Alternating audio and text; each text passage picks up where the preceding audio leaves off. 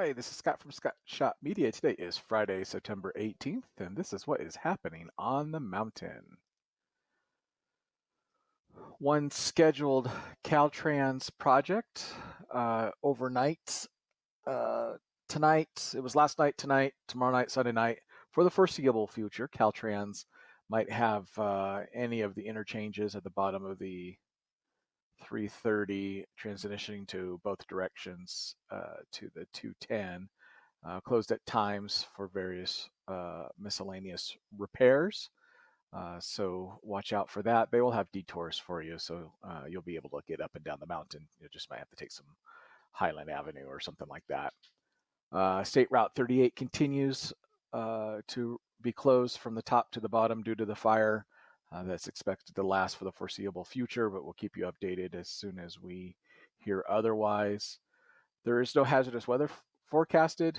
However, this onshore flow, this low pressure system that moved in yesterday, is bringing onshore flow. Good news is it'll clear out some of the smoke. It also has a little higher humidity because it is blowing in off of the ocean. The bad news is it's blowing that fire, closer towards the Big Bear area, and with that, there was a pretty large gain in acreage last night. El Dorado Fire is now at 21,678 acres, about a 3,000 acre burn last night. They did increase the containment by 3%, so we're at 66%, which is good news. But unfortunately, there was a firefighter fatality reported last night near the Pines Anita area. What we know so far is that a hot shot um, got separated from the rest of his crew, and it actually search and rescue crews were out looking for him for several hours last night before they found him. So we'll update that situation as soon as we get a press release from the Forest Service. But that was the first fatality reported on the fire. 5 crimes reported across the mountain in the past 24 hours. And right now, there's 2 very small Edison outages going on, scheduled outages. And then, of course, the ongoing larger outage due to the fire. Yesterday, it was about 900 customers. About 70 customers have gotten their power back. So we'll talk about food safety and what you can do or what you should do after a long-term power outage with the contents of your freezers and refrigerators. So that was a brief overview. If you have some time to stick around, we'll go into greater detail on these health and safety updates. Starting with traffic. Traffic's Friday morning light. Pretty nice so far today. No Caltrans projects going on the mountain today or over the weekend. Of course, State Route 38 remains closed from the Sugarloaf area all the way down to Bryant Street. And crews work to repair guardrails and signage and areas where the fire has damaged the highway.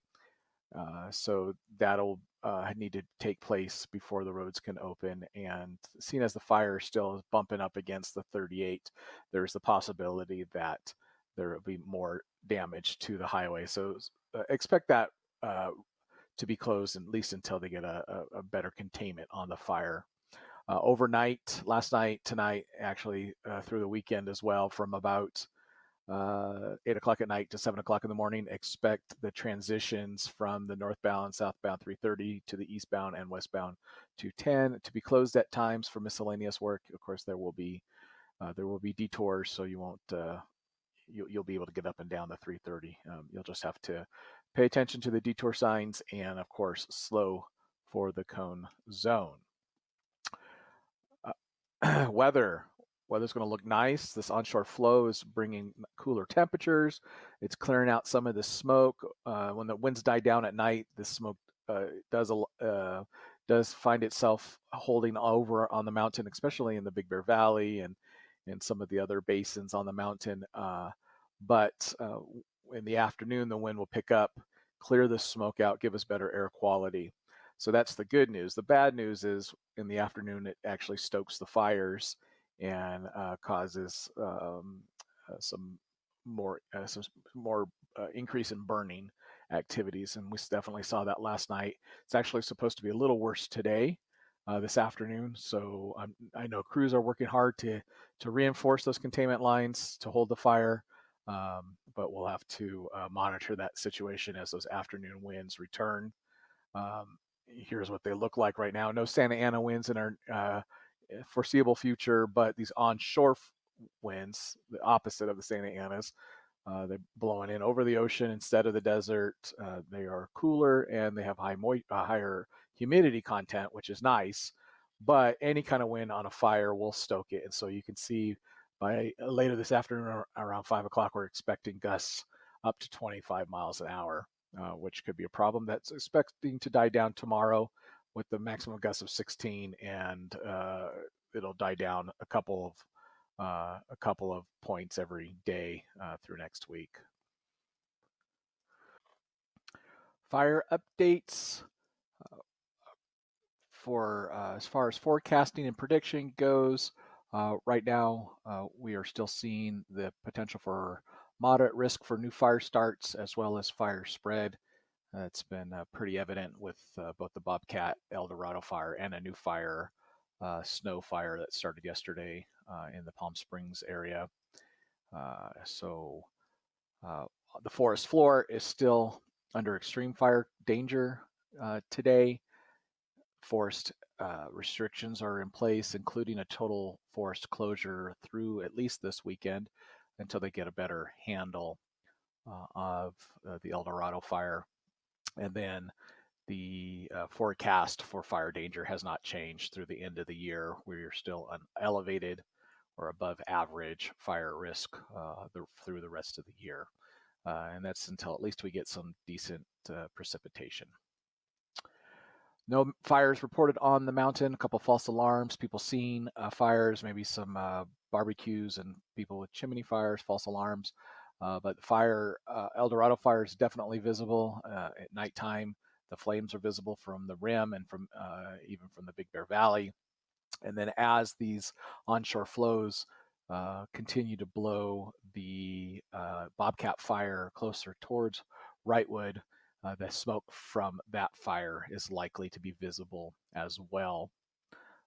So always check in with social media when you see smoke, when you smell smoke, and see if whether or not it's a already known fire or if in fact it could be a new fire close by.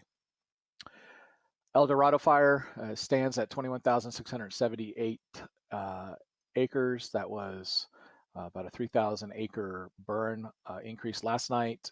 We did see a slight increase in the containment from 63 to 66%, with 1,350 firefighters battling the fire.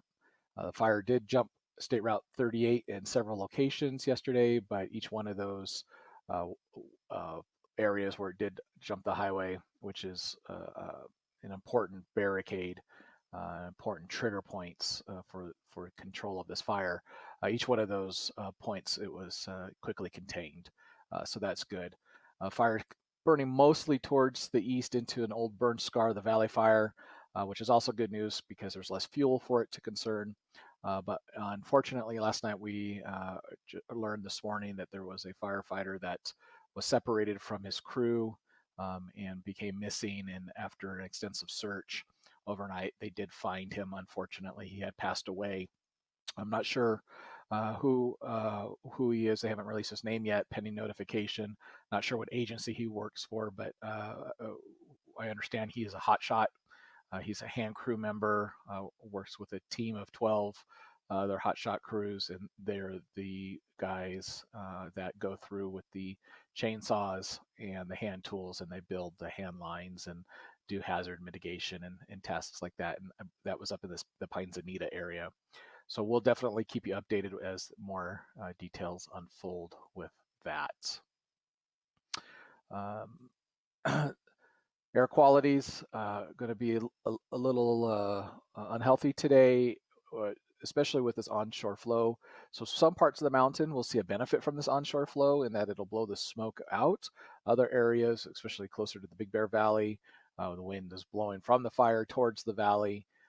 Then you will see maybe some poor air quality. However, it should it should cause the smoke to dissipate a little bit quicker. So kind of a good news, bad news situation with this wind. 5 crimes reported across the mountain in the past 24 hours. Over here in the Cedar Pines Park area, kind of out in the middle of nowhere, there was an assault on Mojave River Road. There was an attempted robbery yesterday over here on Lake Arrowhead. There was an assault of a child over here in Cedar Glen yesterday. Over in Forest Falls, there was a theft, and then a residential burglary in Big Bear Lake. 2 power outages reported on the mountain. One should actually be restored by now. It was only affecting one customer over near the Pally Mountain area. And then in Twin Peaks, 21 customers are currently without power due to cable upgrade until about 4 o'clock today when their power is expected to be restored. And 70 customers or so had their power restored in the Dorado Fire area, Angeles Oaks, Valley of the Falls, Forest Falls, Mountain Home Village. There's still 830 customers, mostly people who are evacuated, still without power. And we'll do a little story on some safety tips on what to do and how to take care of your spoiled food that's in your refrigerator or freezer. That's all that I have for you today. Again, this is Scott from Scott Shot Media, and this is what is happening on the mountain. Like and follow us on Facebook if you would like to get these updates or breaking news as it happens, or follow us on YouTube, Twitter, Instagram, Periscope. I am at Scott Shot Media. Have a great day.